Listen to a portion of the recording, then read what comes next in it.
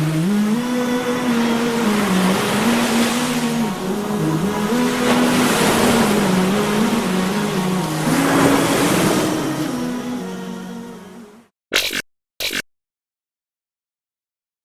قلمرو په نورو قومونو غوره بلل او د قیادت حق د خپل ځان لپاره راخپلول. نشنلیزم د جاهلیت د وخت په عربو کې موجود و، خو د معاصر نشنلیزم بنسټ د آلمان نازي حکومت کېښود په 1929 میلادي کال کې چې مشر یې ادولف هټلر و چې تر 2 لکو پورې یهود یې ووژل. اسلامي نړۍ ته نشنلیزم په 20مه پېړۍ کې د یو نوي دین په حیث راننوت او د اسلامي نړۍ یو لوی مدافع عثماني خلافت یې له منځه یوړ چې بیا نشنلیزم ته افغانستان، پاکستان، عربي هیوادونه او ټول اسلامي مملکتونه په سپېڅلتیا قایل شول. نشنلیزم 5 بنسټونه لري چې هر یو به په جلا جلا توګه تشریح کوو. نشنلیستان په دې باور دي که هر څوک زما په ژبه غږیږي هغه زما دوست او زما ورور دی او د هغه مصلحتونه ماته له هر چا مقدم دي، که هغه مسلمان، یهودي، عیسوي او یا هندو وي. او په مقابل کې که هر څوک وي چې زمونږ په ژبه نه غږیږي له هغوی سره کوم تړاو نه لرو، هغه که مسلمان وي او که نه وي.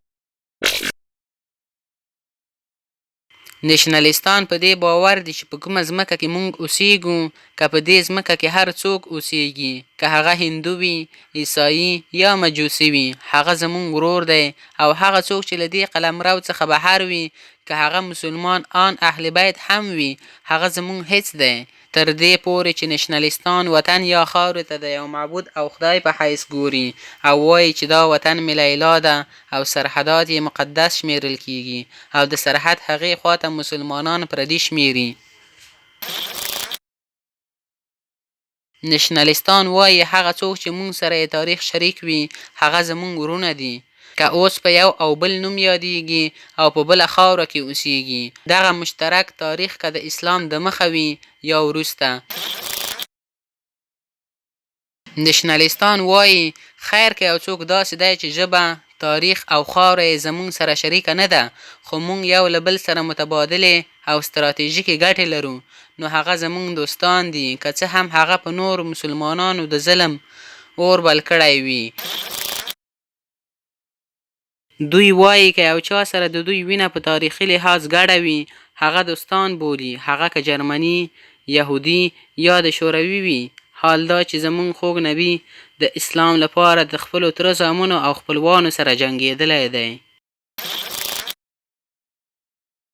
د نشنلیزم په دغو اصولو کې دین نه ځایږي، ځکه که چیرته په دې کې دین او عقیده داخل شي نو دا اصول بیا په خپله له منځه ځي، ځکه چې په دین کې مساوات او یووالی دی چې رسول الله صلی الله علیه وسلم فرمایلي تاسې ټول له یوه آدم علیه السلام څخه پیدا شوي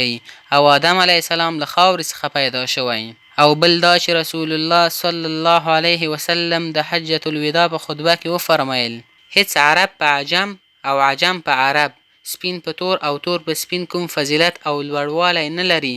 مګر په تقوا سره. همدارنګه الله جل جلاله فرمایلي ای خلکو بېشکه تاسې مو له یو نارینه آدم علیه السلام او یوې زنانه بیبي حوا څخه پیدا کړي یئ او تاسې مو څانګې او قبیلې وګرځولئ د دې لپاره چې یو بل وپېژنئ.